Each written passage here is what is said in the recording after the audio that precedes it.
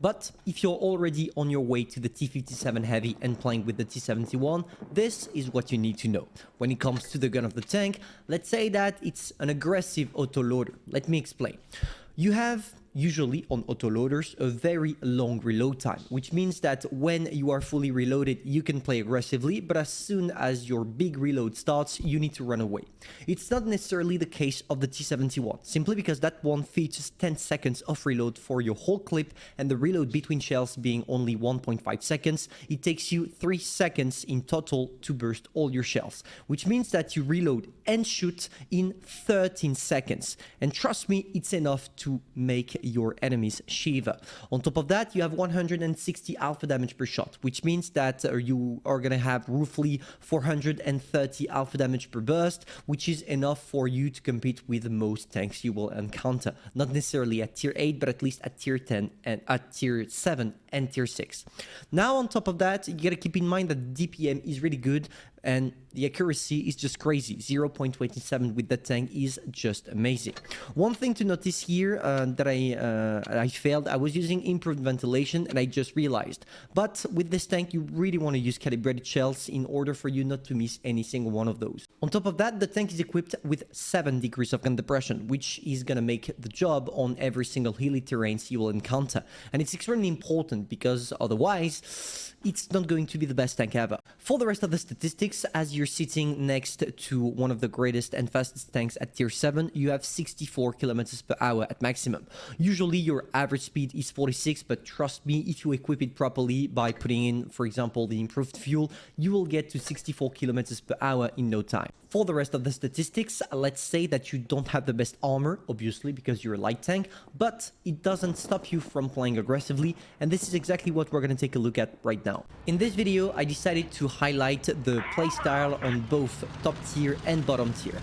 We're going to start with the easiest one, which is the top tier. As you can see, we are sitting next to a couple of tanks that could one-shot us, especially the Smasher in the opposite team.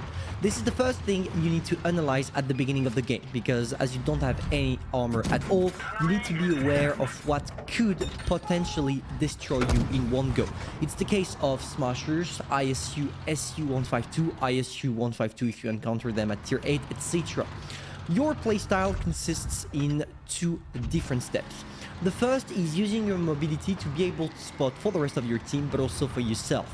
By going on the hill on the right side of the map right there, it allowed me to know that they were all going into the town, because seeing the movements of the Smasher and the Explorer, I could assume that they were going into the town.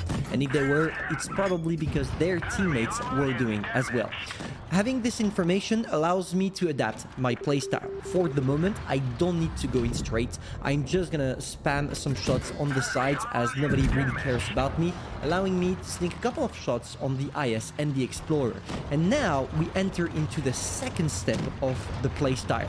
The second step is playing aggressively while not being the main tank your enemies are focusing at. What I mean by that is that you can play aggressively as long as you're not the target, as long as you're not the one tanking shots, because there is literally no way from you that you are able to bounce anything. On top of that, did you saw what I did here? It's an amazing thing to do with the T71 or with pretty much every single one of your light tanks. You saw that the T-34-2G wanted to sneak a shot on me. What I did is I poked. It's an extremely dangerous maneuver, but if it works, it pays. I poke around the corner, sneak my shot, and straight away, without even trying to aim or anything like that, I just go back near the hill. By doing that, the T-34-2G missed me, and it allows me to sneak every single one of my remaining shots on him as he is reloading. This is a common tactic among light tanks and high mobility tanks in general, like Dracula, and it works perfectly. I encourage you to try it in order for you to perform it very well. As you can see, I did it again on the Smasher, simply because that's one of the good tactics that will allow you to increase drastically your damage per battle. Now that being said, you see that we are in the end game, so there is nothing really hardcore right now. We are circling the Smasher because after all we have a great mobility. We put him on fire on top of that, sitting at nearly 600 damage on that burst, which was good. And now all we have to do is get into the speed. Nothing to comment here. We are just gonna ram the shit out of that guy just for my pure pleasure. Bang, there we go, sneaking in another one, getting 700 damage on that one, and bang, we got ourselves 3k damage by playing correctly without dying and taking shots when we needed to take them. Of course, it leads us to get all of those juicy medals, and on top of that, a great number of credits. But don't mind me, I was using an epic credit booster, or I forgot the name, the thing that increases the number of credits you earn per battle. Now for the second game, where we are playing bottom tier, you might expect a difference in terms of playstyle. And the little trick here is that nothing changes. The only thing is that you need to be a little bit more careful than if you were playing with tier 7, because obviously here at tier 8 you're sitting next to big guns that could two-shot you. A Scorpion G that has 460 alpha damage, an ISU-152 that has the possibility of one-shotting you if really the guy is lucky, etc, etc. So in this kind of situations, what you want to do is playing with the rest of your team. As you can see, I decided not to go on the other side of the map because I was completely alone, and I want to stick with the rest of my team. Here, I assumed that they were not here. I was assuming that they all went on the other side of the map because if you take a look at their team composition, they have quite a lot of mediums. And it seems like, no, they were just camping in the back of the map. Why not? I don't care. I'm not the one people are focusing, as you can see with the tiger not caring about me. And this is gonna give me a crucial advantage, because here I can truly exploit my tank to the maximum.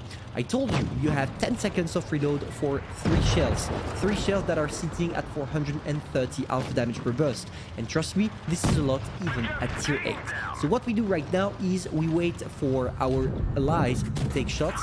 And as you can see, it works, because once the T26 E3 Eagle 7 is taking shots, we also come around the corner, take the shots, and go back to a safe position. This is the playstyle of the T71 when you are bottom tier. You want to play aggressively while playing passive at the same time. The only thing aggressive is your gun, and you're playing passive when it comes to your armor. You are not handling any shots, you are not taking any shots, and you just have to wait for your teammates to do the job. Of course, it comes with the cons. The cons being that if you have a bad team, well, you will not be able to exploit the true potential of the T71. But that's a bet to take, and this is pretty much the case with every single light tank in the game. It's gonna take time for you to be able to outpass the low skill rate of your team in order for you to exploit the best out of that tank. Hey, that's a good bet, and after all, you are all here to improve. We are all here to learn, and the best way to learn is to play the tank. Now you saw, if you analyzed the game right, that I did not try to play aggressively, recklessly. I went in only when I thought there was a good opportunity. It was the case. We finished the game with 3k damage, 2 kills. We did not die simply because we analyzed the playstyle correctly. So of course, it requires from you to have some map knowledge to know when you need to push, when you need to retreat, and of course, and most importantly, when you need to play either passive or aggressive. But once you learn all of those tricks, trust me, the T71 is one of the greatest light tanks you can acquire at tier 7. Of course, there are some competitions like the M41 Bulldog, or even the premium one from the Chinese tech tree that looks like an M41 Bulldog, the M41D, etc, etc. But if you're looking for something not pay to win at all, because the main problem of this tank is, if I'm not mistaken, not this one, but the regular Bulldog, is the penetration, because here it's good. But if you're really looking for something interesting because of its auto-loader, then the T71 is for you. And if you're looking for the exact same thing as the T71, but without the auto-loader, then get yourself an M41 Bulldog, because both tanks are extremely similar. Hopefully you enjoyed. If that's the case, feel free to subscribe, like, and share. And personally, guys, I'm gonna see you soon for a new video. Bye.